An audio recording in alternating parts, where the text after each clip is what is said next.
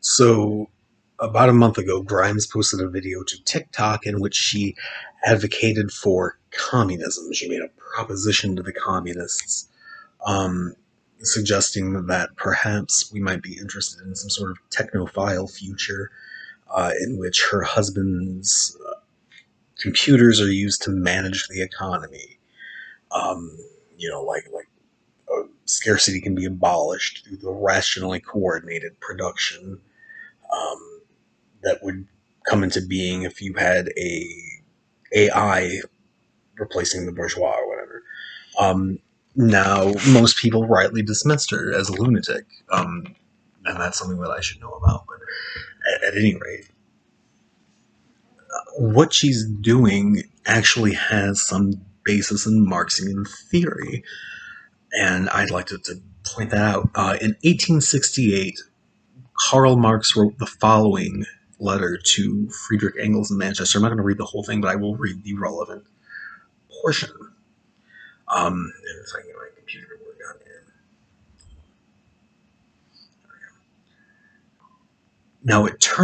Now here's the letter.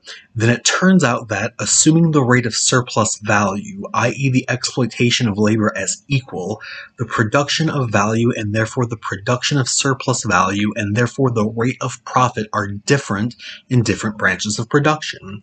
But from these varying rates of profit, a mean or general rate of profit is formed by competition. This rate of profit expressed absolutely can be nothing but the surplus value produced annually by the capitalist class in relation to the total of social capital advanced. Example given, if the social capital equals 400C plus 100V, and the surplus value annually produced by it equals 100M, the composition of the social capital equals 80C plus 20V, and that of the product in percentages equals 80C plus 20V, divided by plus 20M equals 20% rate of profit. This is the general rate of profit. What the competition among the various masses of capital invested in different spheres of production and differently composed is striving for is capitalist-communism, namely that the mass of capital employed in each sphere of production should be a fractional part of the total surplus value proportionate to the part of the total social capital that it forms. Now, this is a fairly long-winded way of saying that Marx thinks that capitalism is striving for a specific form. And he calls it capitalist communism, but it doesn't really have anything to do with communism as Marx thought would come to exist as a result of proletarian revolution. It is an equalization of the rate of profit either through competition or through managed, layered, bureaucratic interlacing of different competitive branches of the economy that will have the effect of smoothing over intra-capitalist competition. And this is the only reason why Grimes said what she did, other than the fact that it would be a good grift for Musk and Tesla or whatever. There is no other function for the bourgeois in modern capitalism. They've exhausted all possibility. They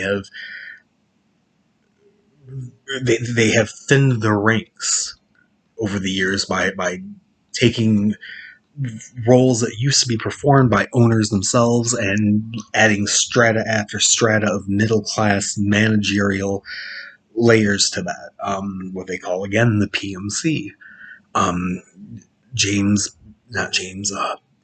Buchanan recognized this in the managerial revolution back in 1940, that there would come a time when the capitalists gradually phased themselves out. Now, I don't think it's going to go that far that they're completely self-abolishing. They're not. They're still in control. But their ranks are certainly thinner than they were, during the Gilded Age, for example.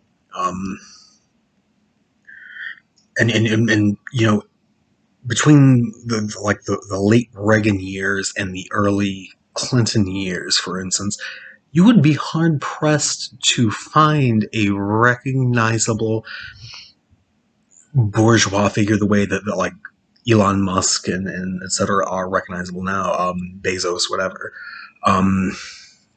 Icon might have been the closest that you would come to that.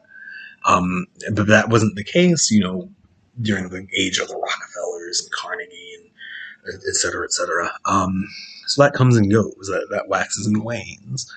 Um, but what Marx says here that he thinks that capitalism is pushing towards is the generalization of this sort of state.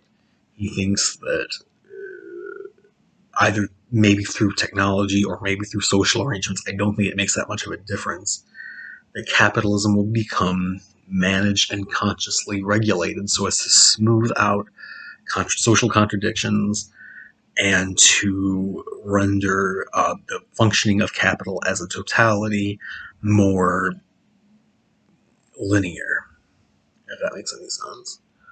Um, I think you're seeing it. And I think that this is a precondition for revolution. I don't think revolution is waiting in the wings. I don't think it's going to happen next year or 10 years from now or 30 years from now.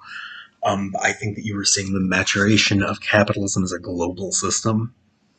I think that Marx was so prescient that he anticipated movements not mere decades after he passed away, but centuries. And I think this needs to be borne in mind.